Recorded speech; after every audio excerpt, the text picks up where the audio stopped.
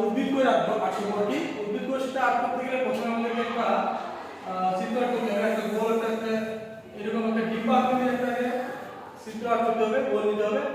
তারপরে এটা হচ্ছে দ্বি স্তর বিশিষ্ট, এইভাবে আমরা নিতে পারি।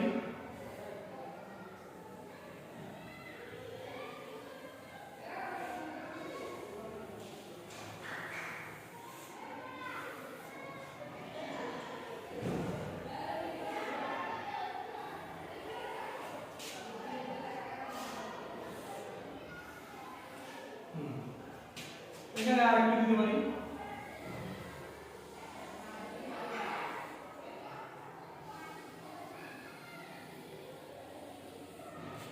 এটা একটা উদ্ভিদ কোষের চিত্র আমরা করছি। তারপরে এই উদ্ভিদ কোষের ভিতরে কি থাকে সেটা হচ্ছে প্রথমে আমরা একটা কোষ গহ্বর আঁকতে পারি। এটা একটা উদ্ভিদ কোষ গহ্বর, সবচেয়ে বড় উদ্ভিদ কোষ গহ্বরটা থাকে। এখানে আমরা এর ভিতরে আমরা কি করতে পারি, একটি নিউক্লিয়াস আঁকতে পারি। নিউক্লিয়াসের ভিতরে একটি নিউক্লিয় লাশ, নিউক্লিয়াস ভিতরে কি থাকে, নিউক্লিয় লাশ। এই নিউক্লিয় লাশের পরে এখানে থাকে ক্রোমাটিন তন্তু। এখানে বিভিন্ন সুতার ন্যায় যে সঞ্চয়ের অংশগুলো দেখা যায় সেটা হচ্ছে ক্রোমাটিন তন্তু। নিউক্লিয় লাশ, নিউক্লিয়াসের অভ্যন্তরে থেকে, এটা নিউক্লিয়াসের অভ্যন্তরে থেকে নিউক্লিয়ার রন্ধ্র আছে, নিউক্লিয় লাশ। তারপর থেকে নিউক্লিয় প্লাজম, ঠিক আছে। এইখানে দেখবে এবার এন্ডোপ্লাজমিক রেটিকুলাম, এন্ডোপ্লাজমিক রেটিকুলাম। এই এন্ডোপ্লাজমিক রেটিকুলামকে আবার দুই ভাগে ভাগ করা যায়, একটা আছে মসৃণ এবং একটা হচ্ছে অমসৃণ। এটা যদি মসৃণ হয় তাহলে অমসৃণটাকে এইভাবে আট করার পরে এখানে কাটা কাটা কি দিতে হবে, চিহ্ন দিতে হবে, বুঝাতে হবে যেটা হচ্ছে অমসৃণ এন্ডোপ্লাজমিক রেটিকুলাম। এবং এখানে আমরা একটা বলজি বডি যেটাকে বলা হয় টেলিফোনের মতো আট করতে পারি আমরা। এটা এবং টেলিফোনের মতো এটা হচ্ছে বলজি বডি। তারপরে আমরা আট করতে পারি এখানে মানে আট করতে পারি না যে একটা উদ্ভিদ কোষে কি কি থাকে সেটা হচ্ছে নিউক্লিয় লাশ থেকে, নিউক্লিয়াস থেকে, নিউক্লিয়াসের ভিতরে নিউক্লিয় লাশ আছে, ক্রোমাটিন তন্তু আছে, নিউক্লিয় প্লাজম আছে, নিউক্লিয়ার রন্ধ্র আছে। তারপরে আছে কি এন্ডোপ্লাজমিক রেটিকুলাম, সেটা হচ্ছে কি মসৃণ এন্ডোপ্লাজমিক রেটিকুলাম, অমসৃণ এন্ডোপ্লাজমিক রেটিকুলাম। তারপরে গলজি বডি আছে। এরপর আছে কি মাইটোকন্ড্রিয়া আছে। মাইটোকন্ড্রিয়াকে বলা হয় কোষের পাওয়ার হাউস বা শক্তিঘর। মাইটোকন্ড্রিয়াকে কি বলা হয়, কোষের পাওয়ার হাউস বা শক্তিঘর। এই যে মাইটোকন্ড্রিয়াটা এরকম ভাঁজ থাকে, ঠিক আছে, এই ভাঁজকে বলা হয় ক্রিস্টি, ঠিক আছে। এই মাইটোকন্ড্রিয়ার ভিতর থেকে সবভিত দানাদার পদার্থ থেকে ম্যাট্রিক্স বলা হয়। মাইটোকন্ড্রিয়ার পরে এখানে থেকে কি, এখানে থেকে হচ্ছে ক্লোরোপ্লাস্ট। কি দেখবে, ক্লোরোপ্লাস্টের অভ্যন্তরে যে চাকতির ন্যায় অংশ দেখা যায় সেটাকে বলা হয় গ্রানাম। মানে এক বছরে গ্রানাম, বহু বছরে হচ্ছে গ্রানা। এই যে আমরা অনেকগুলো এখানে চাকতির ন্যায় গোল চিহ্ন করেছি এবং একটি গ্রানা থেকে আরেকটি গ্রানামের যে সংযোগ করে যে নালীটা সেটা বলা হয় স্ট্রোমা ল্যামিন। স্ট্রোমা ল্যামিন এইভাবে কাটতে পারি। তারপরে এখানে লাইসোজোম আছে, লাইসোজোম এইভাবে আমরা আট করতে পারি। আবার মাইটোকন্ড্রিয়া আট করতে পারি এইভাবে। ক্লোরোপ্লাস্ট। এরপর আমরা এখানে কি নামকরণ করতে হবে, ঠিক আছে। এটা হচ্ছে কোষ প্রাচীর, এটা হচ্ছে বহিঃপ্রাচীর, ঠিক আছে, বহিঃপ্রাচীর।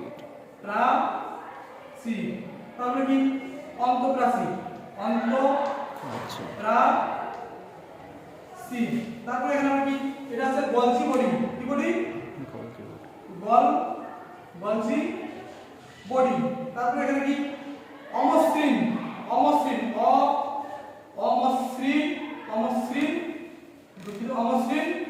এন্ডোপ্লাজমিক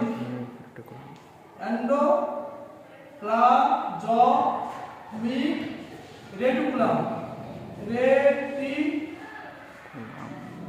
আচ্ছা বুঝে নিতে হবে। অমসৃণ এটা হচ্ছে মসৃণ এন্ডোপ্লাজমিক, মসৃণ endoplasmic reticulum, endoplasmic reticulum.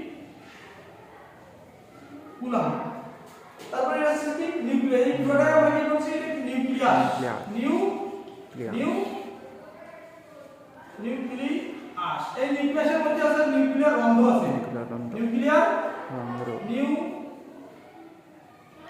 Clear রন্ধ্র রন্ধ্র। তারপরে আছে কি নিউক্লিওলাস, এটা এই যে নিউক্লিয়াসের অভ্যন্তরে যে বল ছিল তাকে নিউক্লিওলাস নিউক্লিওলাস। আচ্ছা, তারপর নিউক্লিয়াসের পরে আছে ক্রোমাটিন তন্তু, ক্রোমাটিন তন্তু। আচ্ছা, বাংলা লেখা খারাপ আছে, একটু বুঝে দিতে হবে। ক্রোমাটিন তন্তু। তারপরে কি এই সবচেয়ে যে পদার্থ থাকে এটা হচ্ছে নিউক্লিওপ্লাজম।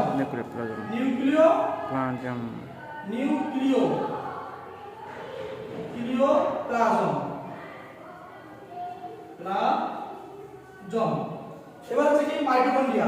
এখানে মাইটোকন্ড্রিয়া তখন আমাদের প্রশ্নে আসবে যে মাইটোকন্ড্রিয়ার গঠন এবং কাজ বানাবো, তখন আমরা মাইটোকন্ড্রিয়া সিস্টেম করে এর যে ভিতরে যে অংশগুলো সেগুলো বর্ণনা করব। কিন্তু যদি আমাদের টার্গেট হচ্ছে উদ্ভিদ কোষ, সেটা আমরা ডাইরেক্ট এখানে শুধু লিখব কি মাইটোকন্ড্রিয়া। ঠিক আছে, মাইটোকন্ড্রিয়া হচ্ছে মাইটোকন্ড্রিয়া, ঠিক আছে, কন্ড্রিয়া। তারপরে হচ্ছে কি ক্লোরোপ্লাস্ট।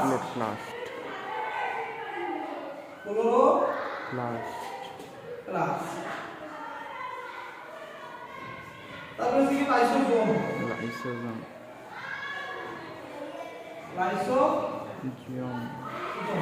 এখানে আমরা লিখতে পারি চিত্র একটি কি উদ্ভিদ কোষ, এবং এইভাবে চিত্রগুলো আমরা বর্ণনা করব। থ্যাংক ইউ, ভালো থেকে আমরা